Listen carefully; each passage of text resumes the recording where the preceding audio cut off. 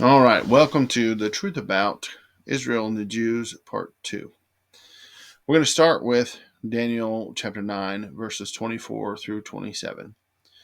70 weeks are decreed about your people and your holy city, to bring the rebellion to an end, to put a stop to sin, to atone for iniquity, to bring in everlasting righteousness, to seal up vision and prophecy, and to anoint the most holy place.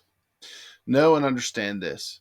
From the issuing of the decree to restore and rebuild Jerusalem until an anointed one, the ruler, will be 7 weeks and 62 weeks. It will be rebuilt with a plaza and a moat, but in difficult times. After those 62 weeks, the anointed one will be cut off and will have nothing. The people of the coming ruler will destroy the city and the sanctuary. The end will come with a flood, and until the end there will be war. Desolations are decreed. He will make a firm covenant with many for 1 week, but in the middle of the week he will put a stop to sacrifice and offering. And the abomination of desolation will be on a wing of the temple until the decreed destruction is poured out on the desolator.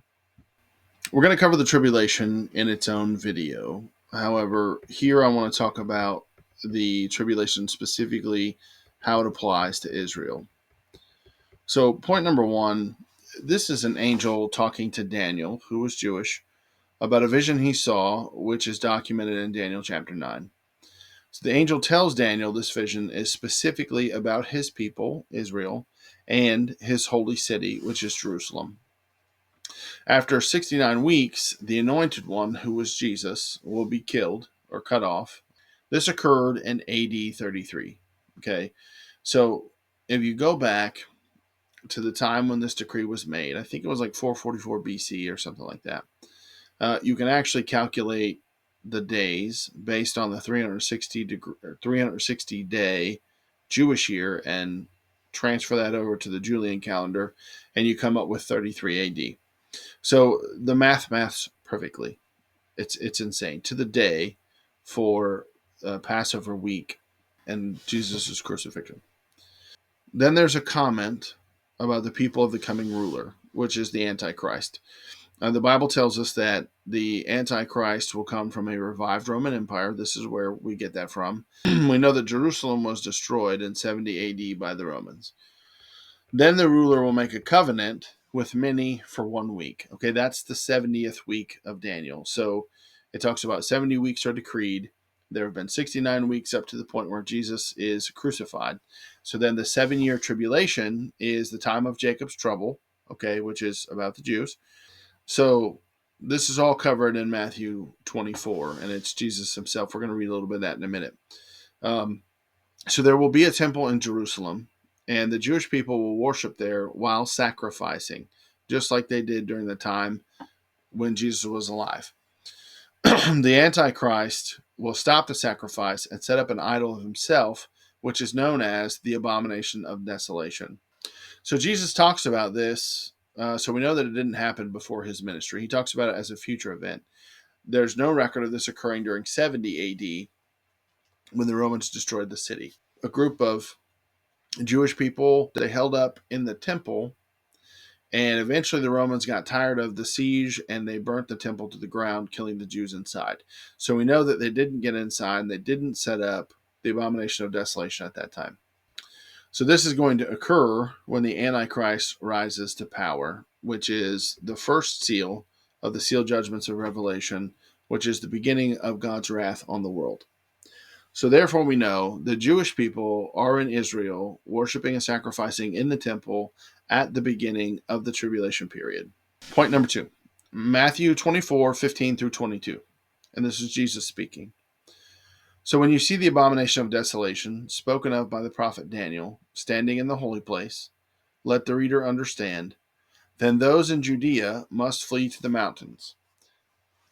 A man on the housetop must not come down to get his things out of his house, and a man in the field must not go back to get his coat. Woe to the pregnant women and nursing mothers in those days. Pray that your escape may not be in winter or on the Sabbath.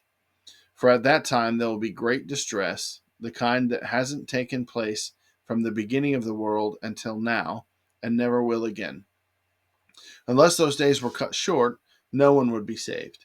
But those days will be cut short for the sake of the elect. Okay, so Jesus is telling us this event is going to occur at the end of the age, and it concerns Israel. We know it's Israel because it's connected to Daniel, first of all, and because it happens in the temple.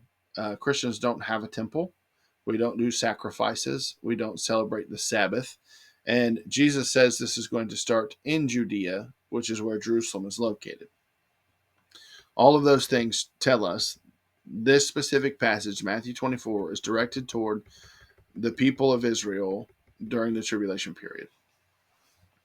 So, next, point number 3, Revelation 12 says, a sign appeared in heaven of a woman. This is paraphrasing.